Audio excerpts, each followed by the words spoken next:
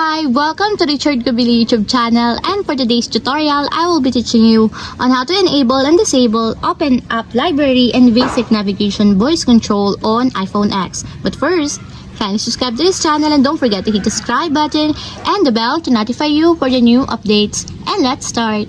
Using your iPhone X from your home screen, first go to Settings. Then in the Settings, scroll down and find the Accessibility and then tap. Then in the accessibility, scroll down again and go to physical and motor section and then tap the voice control. Then after that, in this part, in the voice control, go to this section and then tap the customize commands. Then in the customize commands, tap the basic navigation. Then in the basic navigation, tap the open app library.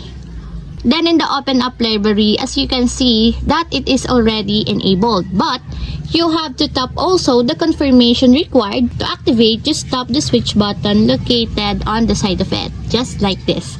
And if you want to disable or turn off, just tap again the switch button under the confirmation required, just like this.